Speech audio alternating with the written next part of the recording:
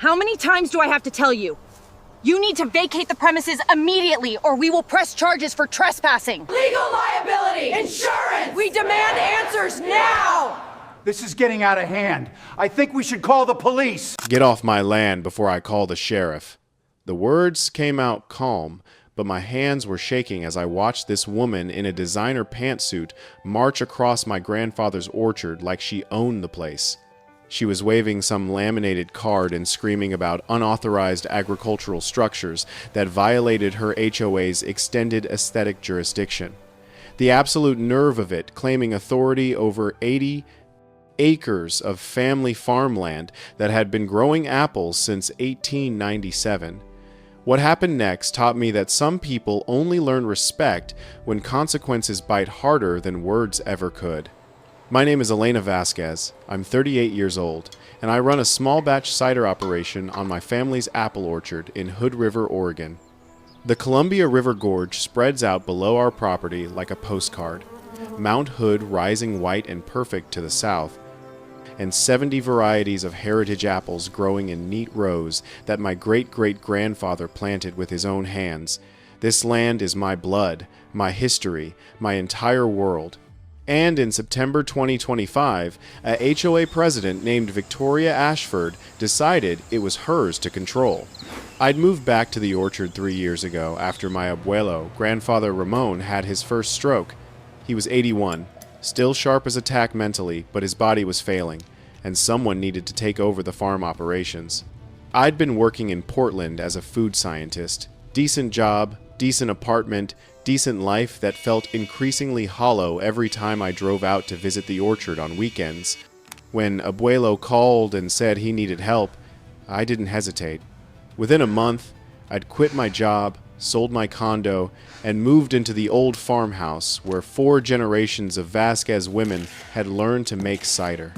The orchard sits on a ridge above Hood River, 80 acres of prime apple-growing land with irrigation rights dating back to 1911 and soil that produces fruit so good that chefs in Portland pay premium prices for our heirloom varieties. We're not just growing apples, we're preserving agricultural history. Varieties like Gravenstein, Cox's Orange Pippin, and Ashmead's Kernel that you can't find in any supermarket. Trees that are older than most people's great-grandparents, still producing fruit that makes grown men weep when they taste our cider. The problem started when Riverside Estates went up on the property adjacent to our northern boundary. A luxury development of McMansions marketed to Portland tech workers looking for rural lifestyle experiences without actually having to experience anything rural. The HOA that came with it, the Riverside Community Association, was run by Victoria Ashford, a 9-year-old former pharmaceutical rep who'd apparently decided that retirement meant imposing her will on everyone within a 5-mile radius of her French country villa. I first met Victoria in June 2025, 3 months before everything went to hell.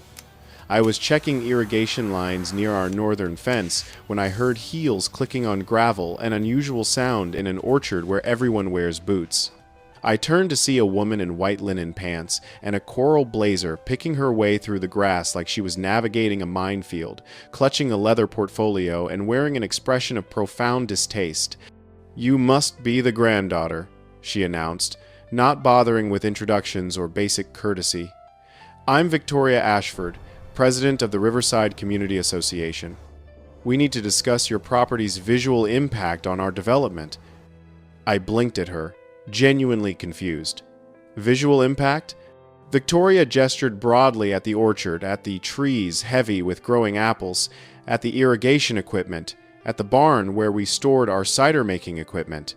All of this is clearly visible from several of our luxury homes. The aesthetic is rustic. Our homeowners paid premium prices for views, and what they're seeing is agricultural clutter. It's a working farm, I said slowly, like explaining basic concepts to someone who'd just arrived from another planet. "It's been here since 1897. Your development is 3 months old." Victoria pulled out a document from her portfolio with a flourish of someone presenting irrefutable evidence. According to our HOA's updated buffer zone regulations, any property within visual range of our development must maintain aesthetic standards consistent with the community character. That includes removing unsightly agricultural equipment, repainting structures in approved colors, and eliminating any visual elements that detract from property values. I stared at her, waiting for the punchline. When none came, I realized she was completely serious. "Ma'am, this is private property. Your HOA has zero authority here." Victoria's smile didn't waver. "I'd encourage you to review the regulations before making definitive statements. We've retained legal counsel who assure us that our jurisdiction extends to all properties impacting our members' quality of life." She handed me a business card, gold-embossed lettering on cream cardstock, and turned to leave her heels sinking into the soft orchard soil with every step. "I'll expect your compliance plan within 30 days. I watched her navigate back to her white Mercedes and felt a cold knot of dread forming in my stomach. This woman wasn't just entitled, she was delusional, and delusional people with money and lawyers were dangerous. I showed Abuelo the letter that evening. He read it slowly, his weathered hands trembling slightly from the stroke damage, his expression shifting from confusion to disbelief to something harder. "Mija," he said finally, "in 81 years, I've seen many things, but I've never seen someone this stupid." He folded the letter carefully and handed it back to me. This woman thinks she can tell a Vasquez what to do on Vasquez land? The way he said it, with that particular edge in his voice, reminded me that my grandfather wasn't just a sweet old farmer. He was a man who'd fought off developers for decades, who'd survived 2 agricultural recessions, and who'd once chased off a drunk driver who'd crashed through our fence with nothing but a shovel and righteous anger. "What should we do?" I asked. Abuelo smiled, that slow, patient smile that meant he was already 3 steps ahead. "We teach her about boundaries, Mija. Some people learn from words. Some people learn from lawyers. And some people..." He looked out the window toward where the McMansions glowed with expensive lighting in the dusk. "Some people have to learn from the land itself." I didn't understand what he meant then. I would soon. Victoria's second visit came 2 weeks later, and this time she brought back up 3 other Riverside residents in matching polo shirts with the HOA logo embroidered over their hearts, all carrying clipboards and wearing expressions of professional concern that looked rehearsed in bathroom mirrors. They arrived in a convoy of luxury SUVs, a white Range Rover, a silver Audi Q7, and Victoria's Mercedes, leading the formation parking right on our access road like they owned it, blocking the path we used for tractor access and farm deliveries. I was in the barn testing pH levels on a new cider batch, a experimental blend using Ashmead's kernel apples that I hoped would have the perfect balance of sweet and sharp when I heard them. Multiple voices, all talking loudly about violations and standards and unacceptable conditions, their suburban cadences clashing with the quiet rhythm of orchard work. I set down my hydrometer and walked out into the September sunshine to find them measuring the barn with laser measuring tools, photographing our equipment storage from multiple angles like they were documenting a crime scene, and taking detailed notes on everything from paint colors to the condition of our century-old wooden fences. The barn itself was a beautiful structure built in 1923 by my great-grandfather using lumber from the property, weathered to a silvery gray that tourists constantly asked to photograph. The fences were split rail, traditional style, maintained but deliberately rustic because that's what worked in an orchard. And our equipment, tractors, sprayers, bins, was functional, well-maintained, and absolutely none of Victoria's business. "Excuse me." I called out, walking toward them with my hands still wet from washing testing equipment, trying very hard to keep my voice level and professional. "This is private property. You're trespassing." Victoria turned slowly, like a queen, acknowledging a peasant, holding up her laminated HOA card like it was a platinum credit card instead of a piece of laminated paper from Kinko's. "We're conducting a routine compliance inspection, Elena. According to our extended buffer zone protocols, we have authorization to document conditions on any property affecting our members' experiences. The way she emphasized experiences like the sight of a working farm was somehow traumatic for her precious. Residents made my jaw clench. "No, you don't," I said flatly, moving to stand between her and the barn door. "That's not how property law works. You have zero authority here. This is the Vasquez family farm. It's been here since 1897, and your HOA regulations end at your property line." One of her companions, a man in his 50s wearing Patagonia vest and pristine hiking boots that had clearly never seen an actual trail, stepped forward with his clipboard raised like a shield. His name tag read, "Brad Architectural Review Committee. Young lady, perhaps you're not aware of how HOA regulations function in modern integrated communities." "I'm very aware," I interrupted, my patience fraying like old rope. "And I'm also aware that you're standing on private property without permission, photographing our equipment without authorization, and making threats based on rules that don't apply here. That's the definition of trespassing, and I'm asking you once more, leave now." Victoria's expression shifted from professional concern to something colder, harder. Her perfectly made-up face arranged itself into what she probably thought was maternal patience, but looked more like barely controlled rage. "Elena, I'm trying to be reasonable here. Your grandfather's agricultural operations are creating noise pollution from machinery, visual blight from rustic structures, and environmental concerns from pesticide use that affect our community. We're not asking you to shut down just to modernize your operations and clean up your property to meet basic aesthetic standards." "Basic standards?" I repeated, my voice rising despite my efforts to stay calm. "This farm was producing award-winning apples before your development was even a sketch on a planner's desk. We have historical agricultural status that predates Oregon statehood, water rights from 1911, and zoning protection that specifically exempts working farms from aesthetic regulations. Your standards don't apply here. They can't apply here. And even if they could, which they can't, you'd still need actual legal authority to be on this property, which you absolutely do not have." That's when Victoria made her first serious tactical error. She pulled out her iPhone rose gold case, probably cost more than my monthly grocery budget, and took a photo of me, not of the barn or the equipment, but of me personally. Close up, clearly meant to be intimidating or threatening or both. "I'm documenting your refusal to cooperate," she said with cold satisfaction. "Your hostile attitude and unwillingness to work with the community will be included in our legal filing. This kind of antisocial behavior is exactly why we need buffer zone enforcement." I felt the anger surge hot in my chest, but before I could respond, I heard the screen door slam and heavy footsteps on the porch.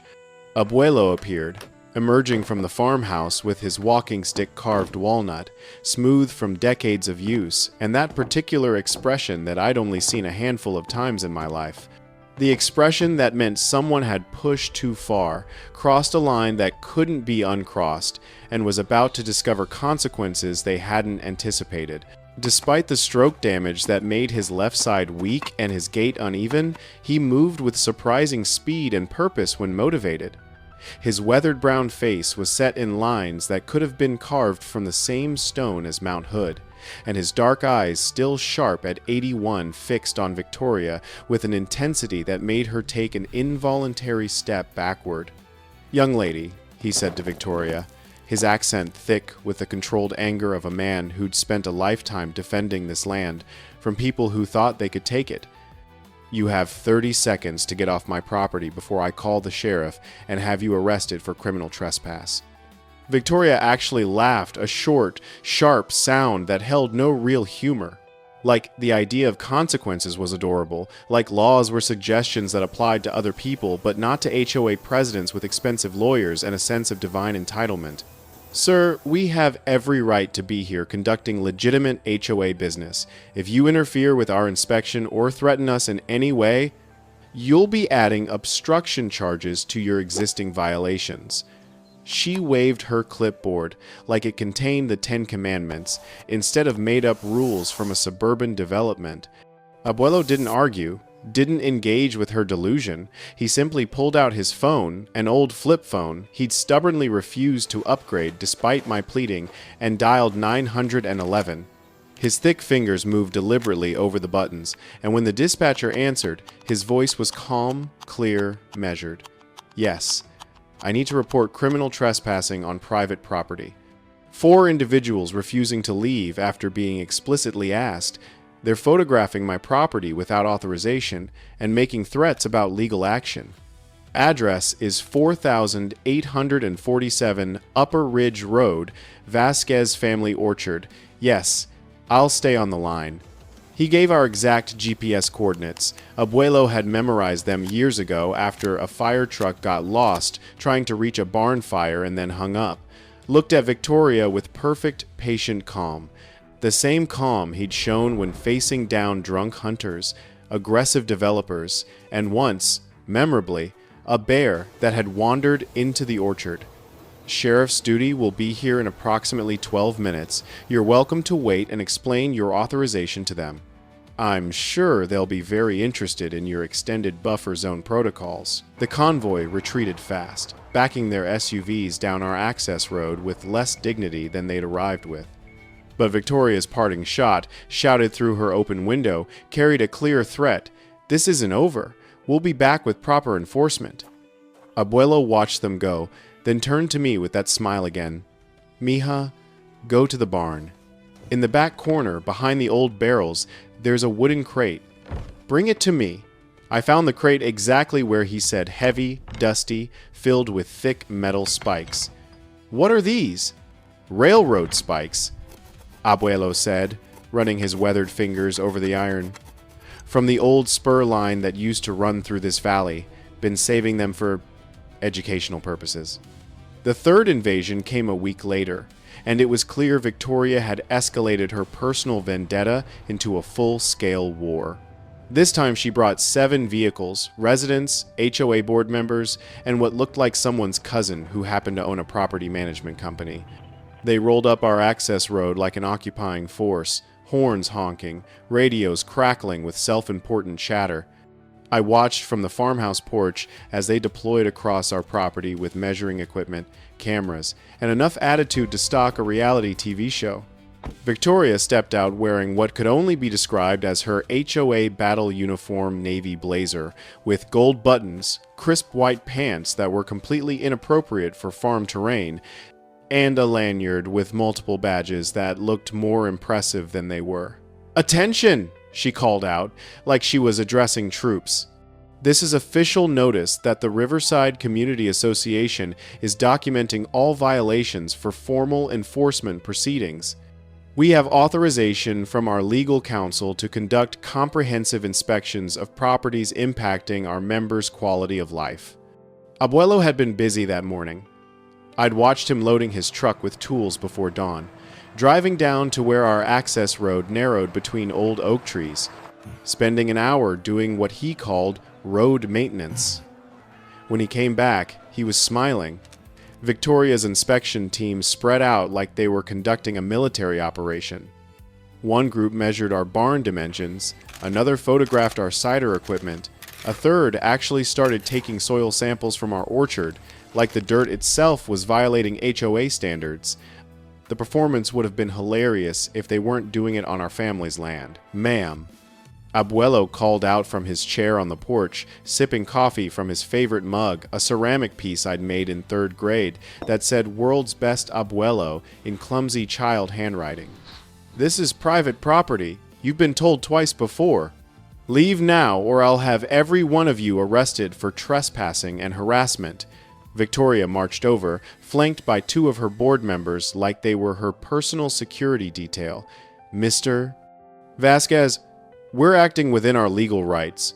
Your property is creating multiple violations that impact Riverside Estates, and we have both the authority and the obligation to document these conditions." "Show me the court order," Abuelo said calmly. "Show me any legal document that gives your HOA authority over this land." Victoria waved her portfolio. "It's all here, our extended jurisdiction protocols, approved by our legal team and ratified by our board." We don't need a court order to enforce community standards. Yes, Abuelo said gently. You do. That's how property rights work in America. But you're going to learn that lesson the hard way. He glanced toward the access road, where I could see his maintenance work had left several railroad spikes positioned at strategic points. Not blocking the path that would be illegal, just positioned where someone driving too fast and too angry might encounter road hazards. For 20 minutes, Victoria's team conducted their fake inspection with all the authority of mall security guards raiding a lemonade stand. They documented equipment that was perfectly legal, measured structures that didn't need measuring, and generally made enough noise to scare every bird within a half-mile radius. Victoria kept up a running commentary about property values and legal consequences that would have been impressive if any of it had been grounded in reality. Then, they loaded up for their triumphant exit, engines revving, radios crackling with self-congratulatory chatter about documentation complete and mission accomplished. Victoria's Mercedes took the lead, accelerating hard down our access road like she was making a statement about who was really in control. The sound, when it came, was distinct, a sharp crack followed by the long, defeated hiss of expensive German engineering meeting century-old iron. Victoria's car lurched violently to the right, and I watched her coffee cup fly up and paint the interior windshield with what looked like a very expensive latte. The convoy behind her scattered. 2 vehicles managed to brake in time, but the third, a Lexus driven by someone who'd been tailgating like they were on Interstate 84 instead of a narrow farm road, clipped the back corner of Victoria's disabled Mercedes with a crunch that probably added another $2,000 to the day's lesson in property rights. Doors flew open, people jumped out to assess the damage, and Victoria stood in the middle of it all, staring at her shredded tire like it had personally betrayed every belief she held about suburban authority. The silence was broken only by the hiss of escaping air and the distant sound of what might have been someone crying in one of the other vehicles. Sabotage. Victoria shrieked, her voice hitting frequencies that probably violated noise ordinances. This is terrorism! You're both going to jail! She was pointing at us like we'd personally launched missiles instead of simply allowing consequences to find their natural targets. Abuelo emerged from the barn like he'd been checking on Apple storage instead of orchestrating the greatest tactical victory our county had seen in decades. His hands were in his pockets, his expression completely innocent, and he was carrying his coffee mug like he'd just been taking a peaceful morning walk. "Problem with your vehicle, ma'am?" he asked, surveying the automotive carnage with the concerned expression of a helpful neighbor. These old farm roads can be unpredictable. Lots of hazards left over from when the railroad used to run through here. He gestured toward the railroad spike, now firmly embedded in what used to be Victoria's tire. The beauty of it was how clean the setup was. Victoria wanted sabotage to be the narrative, but there wasn't a single actionable fact to support it. The spike had been there old, rusty, clearly historical. The road was private property with posted warnings about driving conditions. And Victoria had been trespassing at high speed after being warned multiple times about road hazards. This is no coincidence. Victoria sputtered, but her voice lacked conviction. Her inspection team was looking around nervously, probably realizing that their suburban authority didn't extend to changing tires in the middle of farmland with spotty cell service. "Ma'am," Abuelo said gently, "coincidence or not, you're going to need help getting that tire changed. Lucky for you, I've got a jack in my truck. Of course, I'd need you to acknowledge that this is private property and you don't have any legal authority here before I could offer assistance. Otherwise, that might be considered aiding trespassers." The look on Victoria's face was worth every railroad spike in Oregon. A week later, they came back wearing matching polo shirts with Riverside HOA enforcement embroidered across the chest. It would have been adorable if they weren't so deadly serious about their pretend authority. Victoria had recruited 4 board members for this production, and they'd fully committed to the fantasy. They had walkie-talkies that crackled with static clipboards and weatherproof cases, and enough surveying equipment to map a small country, One woman, I think her name was Susan, was wearing what looked like a tactical vest, though I'm pretty sure it was just a photographer's vest with extra pockets for suburban warrior accessories. They arrived in formation. 3 vehicles maintaining precise spacing like they were Secret Service protecting the president instead of HOA members playing dress-up. Miss Vasquez, Victoria called out through what appeared to be a bullhorn she'd acquired since the tire incident. You are in violation of multiple community standards. We are here to conduct an official premises inspection. The amplified voice echoed off the barn and the hillside, probably terrifying every apple in the orchard. I walked out of the cider house where I'd been monitoring fermentation temperatures, wiping my hands on my jeans. Victoria, I'm going to say this very clearly. You have no legal authority here. You're trespassing. Again. And if you don't leave immediately, I'm calling the sheriff. Again. One of her team members, a man in his 60s wearing Oakley sunglasses and khaki cargo pants, stepped forward with his clipboard raised like a shield. Young lady, we have full HOA authorization to inspect any property within our jurisdiction. We're documenting violations for legal proceedings. Your jurisdiction, I said slowly, ends at your development's property line, which is over there. I pointed to the fence that marked our northern boundary. Everything on this side is private property where your HOA rules mean absolutely nothing. That's when Deputy Martinez pulled up, probably alerted by one of our neighbors who'd seen the cosplay convention invading our farm. Miguel Martinez was local, third-generation Hood River resident, who'd grown up picking cherries in these same orchards. When he saw the tactical costume party in progress, his expression shifted from professional concern to barely contained amusement. "Morning, Elena," he said, tipping his hat before turning to survey Victoria's enforcement team. "Got a call about suspicious activity. You folks want to explain what's going on?" Victoria immediately launched into her prepared speech about HOA authority and buffer zones and quality of life impacts, but Miguel cut her off with the kind of professional politeness that law enforcement uses when they're trying not to laugh. "Ma'am, do you have any actual law enforcement credentials? Because those look like they came from an embroidery shop." The silence that followed was golden. Susan looked down at her tactical vest like she was seeing it for the first time. The man with the clipboard tried to hide his walkie-talkie behind his back, and Victoria's face went through a color spectrum that included shades not found in nature. "We're conducting official HOA enforcement," she managed to stammer. Miguel was already shaking his head. "Ma'am, HOA authority applies to properties within your development. It doesn't extend to private agricultural land, and it definitely doesn't include dressing up like law enforcement officers. What you're doing could be considered impersonating police, which is a real crime." He pulled out his citation book. "I can either write your tickets right now, or you can leave peacefully and stop harassing these folks. Your choice." The enforcement team retreated faster than they'd arrived, their formation breaking down into a chaotic scramble for vehicles. But Victoria's parting shot, shouted from her car window, carried clear menace.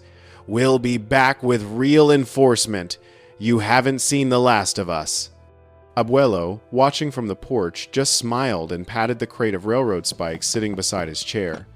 "The road will be waiting, Senora." Word of Victoria's costume party spread through Hood River faster than wildfire through dry grass.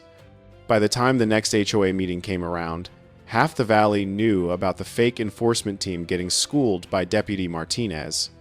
The Riverside Estates Community Center was packed that Thursday night, not just with HOA members, but with local farmers, business owners, and what looked like half my high school class showing up to watch the drama unfold. Victoria sat at the head table looking like she'd been chewing glass for days. When she saw Abuelo and me walk in, her jaw clenched so tight I could see the muscles jumping in her neck. "This is a private HOA meeting," she announced before we'd even found seats. "Non-residents are not permitted." That's when Jim Chen, a local attorney who'd been fighting HOA overreach for years, stood up. "Actually, Victoria, under Oregon law, any HOA meeting discussing actions affecting non-member property must be open to affected parties. The Vasquez family has every right to be here. The murmur that went through the room sounded like vindication mixed with anticipation. Abuelo stood up with deliberate calm that made everyone else pay attention. He didn't raise his voice. He didn't need to. Mrs. Ashford, I'm here because you've been trespassing on my land for months, making false claims about authority you don't have, and harassing my family. I thought you might like to see actual legal documentation before you dig yourself deeper. He opened a folder thick with county deeds, survey maps, agricultural zoning certificates, and historical documentation going back to 1897. He laid out a survey map on the projector showing exactly where Riverside Estates ended and Vasquez land began, with a clear 200 feet of separation. Then he produced a letter from the county attorney's office stating unequivocally that HOA authority extended only to properties within the development and that any attempts to enforce rules on external properties could result in harassment charges. Finally, he pulled out documentation of every trespassing incident, complete with timestamps, photos, and witness statements. Furthermore, Abuelo continued, according to Oregon Revised Statutes, Section 162.405, criminal trespass in the first degree occurs when someone enters or remains unlawfully in a dwelling or on premises after being warned to leave. You've been warned 5 times, Mrs. Ashford. The next time you set foot on my property without permission, I'll file criminal charges. The room erupted. Board members who'd been nodding along with Victoria suddenly looked uncomfortable. Residents who'd been neutral started asking pointed questions about legal liability and insurance coverage. And several people who joined Victoria's enforcement teams looked like they were calculating their own exposure to trespassing charges. These are lies, Victoria shouted, slamming her hand on the table. This man is a terrorist trying to destroy our community. He's planted weapons on public roads. Private roads, Jim Chen corrected calmly. On private property, where you've been trespassing repeatedly, despite clear warnings. He addressed the room. I've reviewed the documentation Mr. Vasquez provided. Not only does the HOA have zero authority over his land, but Victoria's actions have exposed this association to significant legal liability. Any damages resulting from these unauthorized enforcement actions won't be covered by your insurance. That statement hit like a bomb. People started pulling out phones, probably checking their HOA insurance policies. Board members closed their laptops and started whispering to each other. The atmosphere shifted from hostile to concerned in about 30 seconds. The vote, when it came, wasn't even close. 8-1 to remove Victoria from her position as HOA president, with only Victoria voting against. The motion to formally apologize to the Vasquez family and cease all enforcement actions against properties outside Riverside Estates passed unanimously, with Victoria abstaining while muttering threats under her breath. As the meeting broke up, Victoria cornered me near the exit. "This isn't over," she hissed, her voice low and venomous. "You think you've won? I'll show you what real power looks like." I looked at her calmly. "Victoria, you've spent months showing us what fake power looks like. If you want to demonstrate real power, go ahead and try. But remember that road to our property is still there, and it's got a way of teaching permanent lessons to people who don't learn from the first few." The drive home was quiet, but as we turned onto our access road, Abuelo glanced at the barn where his railroad spike collection lived. "Mija," he said thoughtfully, "I suspect that woman is going to do something very stupid very soon. We should be prepared." Victoria's version of real power turned out to be hiring what she called a private compliance firm, which looked suspiciously like 6 guys from Portland who'd watched too many police procedurals and owned a DeVries. Too much tactical gear. 10 vehicles this time, arriving in formation with light bars, flags, and enough equipment to invade a small country. The lead vehicle was a modified Jeep Wrangler that looked like it had been designed for a post-apocalyptic fashion show. They roared down our access road like they were liberating occupied territory, engines revving, air horns blasting, kicking up enough dust to be visible from the highway. Abuelo had spent the previous 3 days preparing for this exact scenario. Road improvements, he called it, though what he actually did was set up a comprehensive educational system along every possible exit route, not blocking anything that would be illegal. Just strategic positioning of century-old iron where speed, arrogance, and physics would inevitably meet. The convoy skidded to a stop in our parking area with theatrical precision. Doors slammed open in synchronized aggression, and Victoria emerged wearing full tactical costume, military-style jacket covered in patches from a surplus store, cargo pants, boots that had never seen actual work, and enough gear hanging from her belt to stock a small sporting goods store. She had a megaphone, because apparently regular screaming wasn't sufficient. "Attention!" Her amplified voice boomed across the orchard. "This property is hereby under seizure by authorized compliance officers. All occupants will vacate immediately." Her hired team spread out like they were conducting a raid on a drug cartel instead of harassing an 8-1-year-old farmer and his granddaughter. They had measuring equipment, documentation devices, and enough self-importance to fill the Columbia River Gorge. I walked out of the cider house slowly, deliberately, carrying my phone with the camera already recording. "Victoria, you and your costume party have exactly 60 seconds to get off our property before I call law enforcement. This is your final warning." One of her hired guys, shaved head, tactical vest, sunglasses that probably cost more than my truck, stepped forward. "Ma'am, we're authorized compliance officers conducting lawful seizure operations. You need to stand down." "You're not officers," I said clearly, making sure my phone was capturing every word. "You're trespassers. This is private property. Leave now, or you'll all be arrested." Victoria raised her megaphone again. "This property will be brought into compliance. Remove yourselves or face consequences." That's when Abuelo appeared on the porch, not with his coffee mug this time, but with his phone in one hand and a small notebook in the other. "Young lady," he called to Victoria, his voice carrying despite his age, "I've documented every time you've trespassed here. I have video evidence, witness statements, and communications showing clear harassment. The sheriff's department has an open case file. And right now, I'm filming you threatening seizure of private property with armed individuals. Do you understand how serious this is?"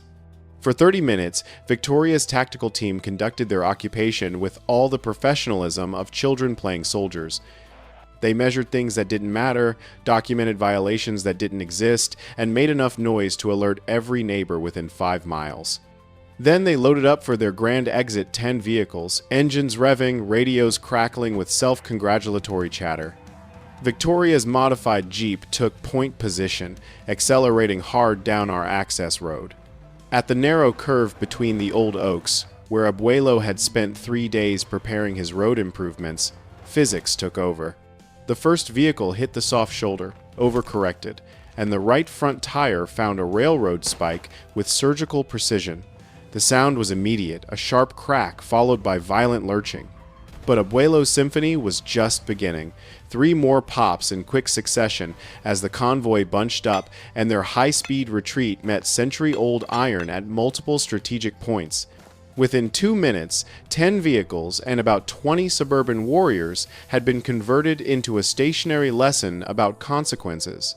13 flat tires total, 2 crumpled bumpers, and more damaged pride than rubber. The silence was broken only by the hiss of escaping air and what sounded like grown men realizing their insurance companies were going to have very specific questions. Victoria stumbled out of her disabled Jeep like someone emerging from a disaster, staring at the automotive carnage with an expression of complete disbelief. Sabotage, terrorism, attempted murder. The words came out shrill and desperate. But they sounded hollow even to her, because everyone could see the truth. She'd driven onto private property at high speed after multiple warnings about road conditions, and consequences had simply found their mark. That's when the real cavalry arrived. Not Victoria's fake enforcement team, but sheriff's deputies, the Oregon State Police, and what looked like half the Hood River County government responding to reports of armed individuals threatening property seizure. Deputy Martinez arrived first, took one look at the disabled tactical convoy, and his expression shifted to something between amusement and professional concern. "Miss Ashford, I thought we talked about this last week. About not harassing these folks. About not playing dress-up enforcement officer." Victoria tried to rally. "These people are terrorists. They booby-trapped a public road." "Private road," Martinez corrected. "On private property, where you've been trespassing repeatedly despite criminal trespass warnings. And these gentlemen you hired?" He looked at the tactical team. "Any of you have actual law enforcement credentials?" Silence. The shaved head guy tried to fade into the background. Several others were already on their phones, probably calling lawyers. Martinez shook his head. "Miss Ashford, I'm placing you under arrest for criminal trespass in the first degree, criminal mischief, and conspiracy to commit harassment. Your hired friends here are going to be getting their own citations." He pulled out handcuffs. "You have the right to remain silent." The aftermath unfolded like watching karma work a double shift. Within 48 hours, footage was everywhere: local news, social media, even a segment on Oregon Public Broadcasting about HOA overreach. The images of Victoria being led away in handcuffs while her tactical team dealt with tow trucks became instant memes. The legal consequences came fast and hard. The district attorney, apparently tired of HOA vigilantism, threw the book at Victoria. Criminal trespass, harassment, impersonating law enforcement, and about 6 other charges I didn't fully understand, but appreciated nonetheless. The civil lawsuit that followed was equally satisfying. 3 law firms offered to represent us pro bono, seeing the case as either excellent publicity or a public service. The settlement amount was sealed by court order, but local gossip put it somewhere around enough to buy a new tractor, renovate the cider house, and send my future kids to college. More importantly, the Riverside HOA, faced with massive legal liability and insurance cancellation, voted unanimously to remove Victoria permanently. Her hired tactical team discovered that costume warrior gear doesn't provide legal immunity when you're trespassing on private property. And Victoria herself, facing multiple criminal charges and civil liability, sold her French country villa and moved to Arizona, where presumably she could find new people to harass who didn't have 125 years of property rights documentation, and a grandfather who knew exactly where to place railroad spikes. 6 months later, life at the orchard had returned to its natural rhythm, but it was a rhythm enriched by victory, deepened by vindication, and sweetened by the knowledge that we'd defended something that mattered. Apples grew on branches that had seen more seasons than any HOA president could count. Cider fermented in oak barrels following recipes my great-grandmother had perfected during Prohibition. And tourists drove up from Portland not just to buy our award-winning products, but to see the farm that had become legendary for standing up to suburban tyranny.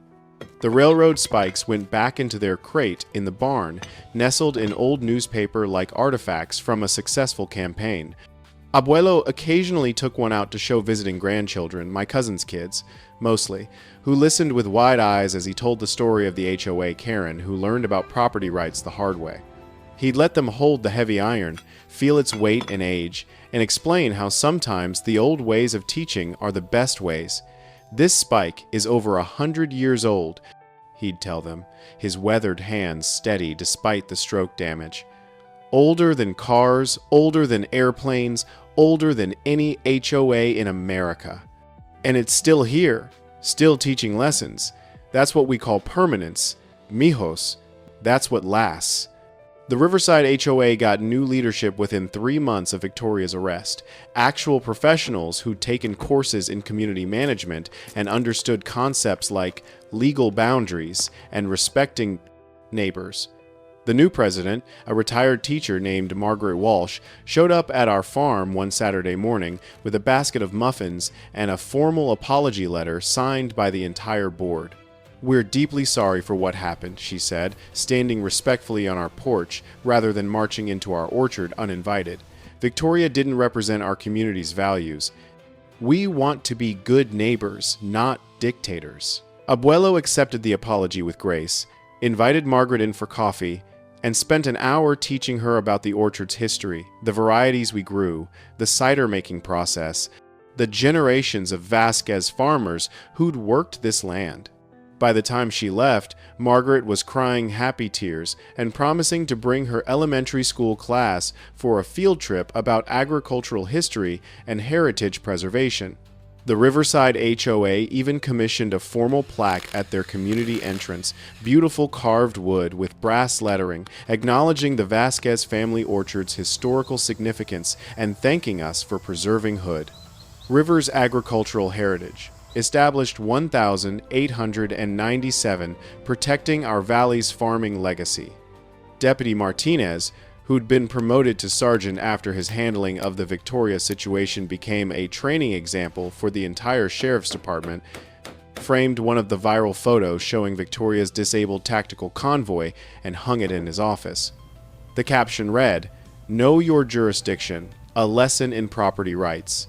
He told me that every new deputy got the full story during orientation, complete with legal analysis of why everything Abuelo did was perfectly lawful, while everything Victoria did was criminally stupid.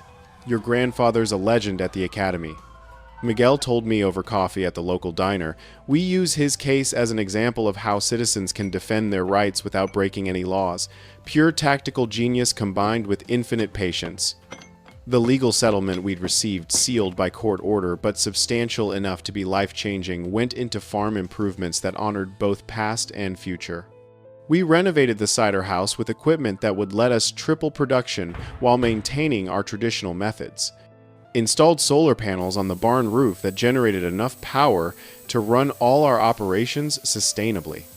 Repaired the 1,923 storage barn with materials and techniques that matched the original construction, preserving its historical character while ensuring it would last another century.